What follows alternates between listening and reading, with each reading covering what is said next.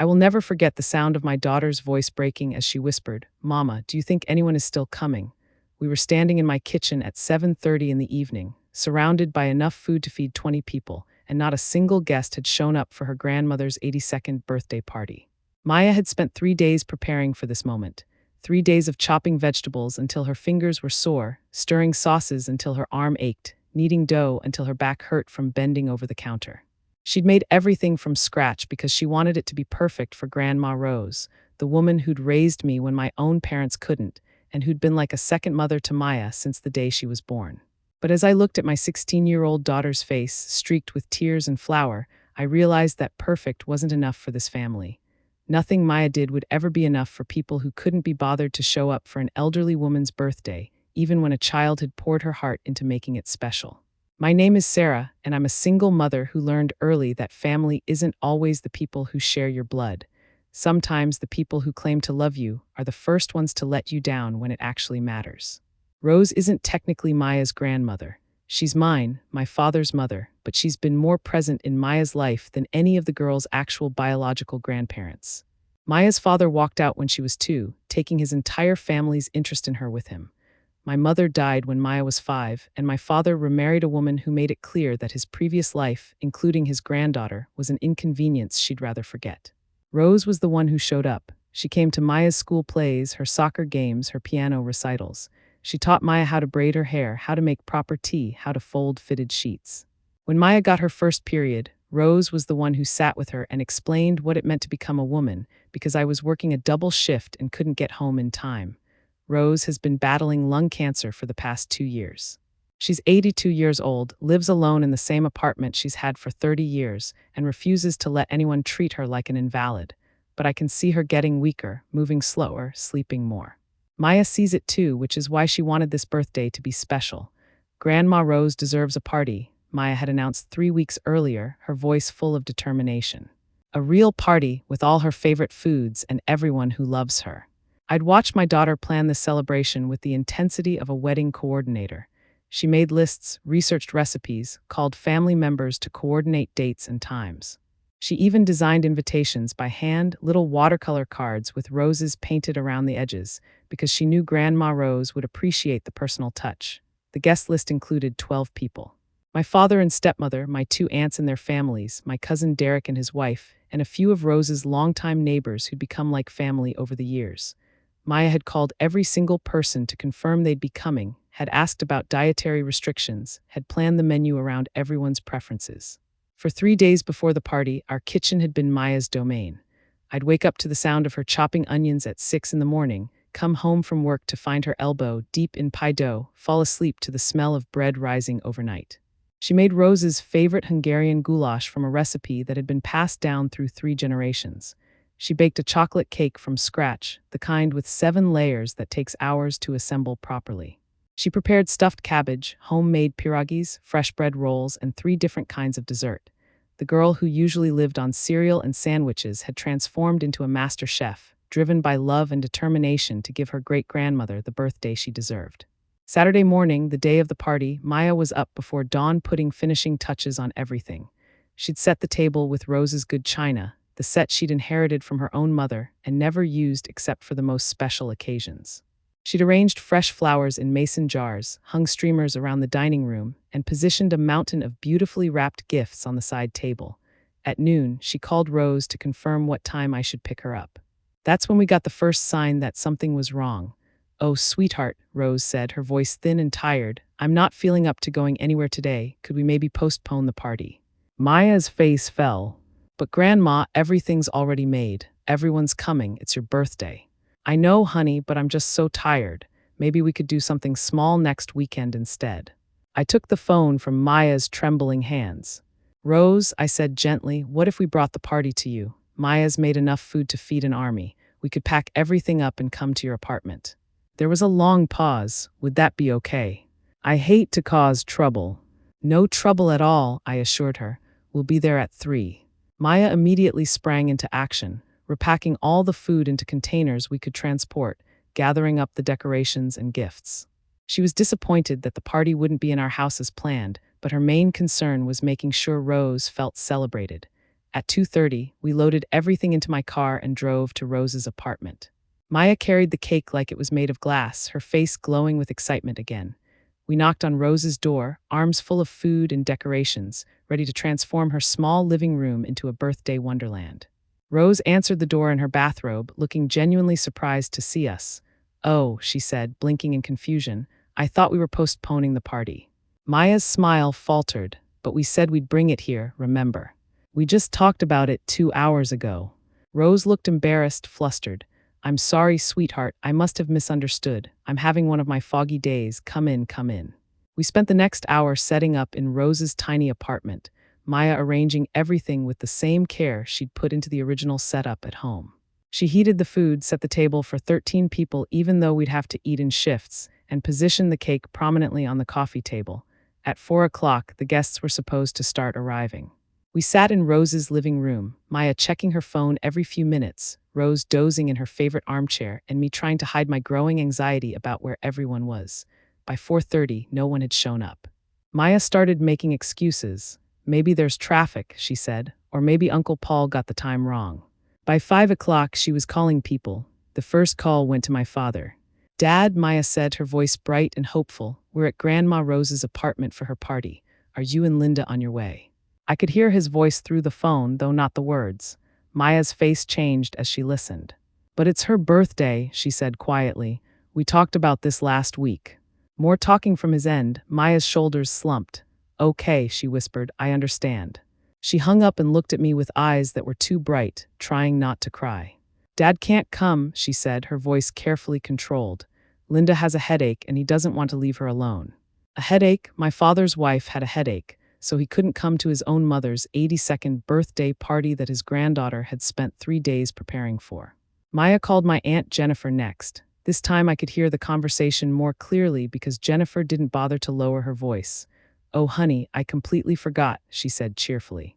"Tom's golf tournament got moved to today and I promised I'd watch. Maybe we can stop by tomorrow." Maya tried my other aunt, Carol. Carol was hosting a barbecue for her daughter's friends and couldn't leave.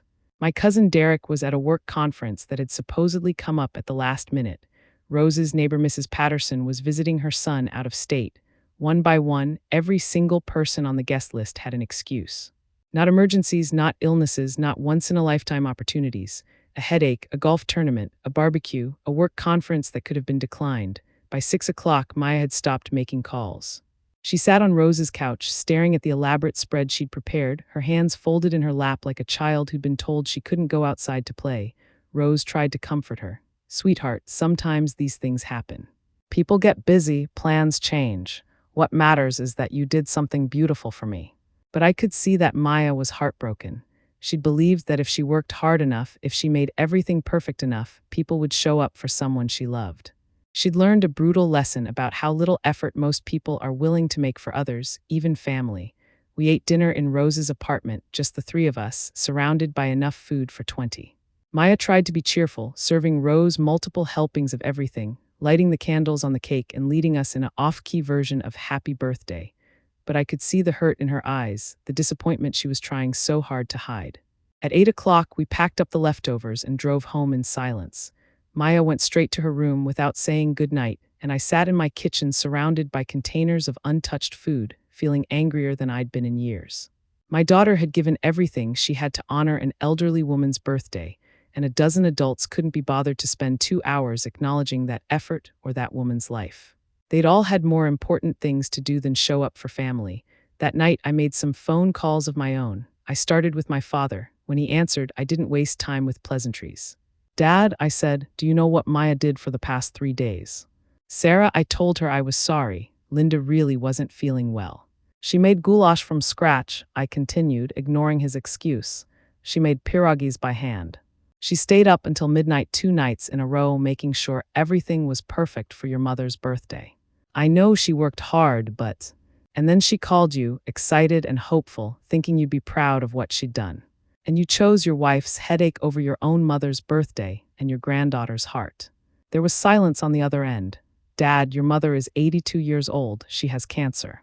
How many more birthdays do you think she's going to have?" "Don't guilt trip me, Sarah. I have my own life to manage. And Maya is 16 years old. I said, my voice getting harder. She's your granddaughter, and she spent 3 days trying to do something beautiful for our family, but apparently your family is just Linda now. I hung up before he could respond. I called my aunts next, and their excuses sounded even more pathetic when I laid out what Maya had done. Jennifer actually had the nerve to say that kids Maya's age were too dramatic about these things, that she'd get over it. She'll get over it, I repeated. You're right, Jennifer, she'll get over expecting anything from this family. But I wasn't going to let Maya just get over it. I was going to make sure everyone knew exactly what they'd chosen over showing up for Rose's birthday. The next morning, I sat down at my computer and wrote a Facebook post. I included photos Maya had taken of all the food she'd prepared, pictures of the beautifully set table, a shot of Rose sitting alone with her birthday cake. Yesterday was my daughter's great-grandmother's 82nd birthday, I wrote. Maya spent 3 days cooking from scratch, preparing a feast for the family celebration. She made homemade goulash, pierogies, fresh bread, and a 7-layer chocolate cake. She set the table with the good china, arranged flowers, and wrapped gifts with love. She called every family member to confirm they'd be there. Not one person showed up, not one. A 16-year-old girl put more effort into honoring an elderly woman's birthday than a dozen adults could manage. Maya learned a valuable lesson about family yesterday, just not the one she was hoping to learn. I tagged every family member who'd been invited. Every single one. The post went viral within hours. Friends started sharing it, commenting about how heartbreaking it was, how proud they were of Maya's effort, how disappointed they were in the adults who'd failed to show up. People I barely knew were sharing the story, adding their own comments about the importance of keeping promises to children and honoring elderly family members. My phone started ringing almost immediately. My father called first, furious. "How dare you air our family business on social media," he said. "You've embarrassed everyone." "I've embarrassed people who should be embarrassed," I replied. "Maybe next time you'll think twice before disappointing your granddaughter." Jennifer called to demand I take the post down, said it was making her look bad at work. Carol said her daughter's friends were making jokes about her family being heartless. Derek claimed the post was affecting his professional reputation. I didn't take it down. Instead, I added an update. Several family members have called to complain about this post, saying it makes them look bad. Not one of them has called to apologize to Maya or to check on Rose. I think that tells you everything you need to know about their priorities. The story got picked up by local news outlets. A reporter called wanting to interview Maya about the importance of young people caring for elderly family members. The segment aired 3 days later, with Maya talking eloquently about why she'd wanted to cook for Rose, what her great-grandmother meant to her, and how disappointing it was when people couldn't make time for family. The interview made Maya a local hero. People started recognizing her around town, telling her they thought what she'd done was beautiful. The manager at the grocery store where she sometimes worked part-time gave her a raise. Her school principal mentioned her in the weekly newsletter as an example of students making a difference in their community. But the real change came in the family dynamics. Rose started getting visitors she'd never had before. Neighbors who'd seen the story stopped by to check on her. Former coworkers reached out. A church group adopted her as an honorary member and started including her in their activities. My father and stepmother, meanwhile, became social pariahs in their church community. People who'd seen the Facebook post and news story made pointed comments about the importance of family loyalty. Linda found herself excluded from social events she'd previously been invited to. My father's golf buddies started making jokes about him being too busy to visit his own mother.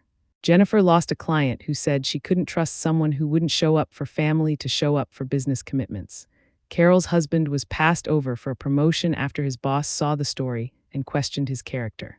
The consequences weren't just social. They were professional, financial, and deeply personal. But the most important change was in Rose herself. The outpouring of support and attention energized her in a way I hadn't seen in months. She started going out more, joining activities, making new friends. Instead of spending her days alone in her apartment, she was suddenly part of multiple communities that valued her presence. Maya, meanwhile, learned that her efforts hadn't been wasted. They'd just reached the wrong audience initially. When people saw what she'd done, they were moved by it, inspired by it, grateful for it. She'd given an elderly woman a gift that lasted far beyond one birthday party, the knowledge that she mattered to people, that her life had value, that she was worth celebrating. 6 months later, Rose turned 83. This time, the party was planned by Maya and attended by 40 people. Not family mostly, but friends, neighbors, church members, and community leaders who'd heard her story and wanted to be part of celebrating her life. My father and his wife were invited but chose not to come. Jennifer and Carol sent cards but didn't attend. Derek was conveniently out of town again, but Maya didn't seem to notice their absence. She was too busy talking to people who'd made the effort to be there, people who understood that showing up matters, that elderly lives have value, that a 16-year-old girl's love deserves to be honored.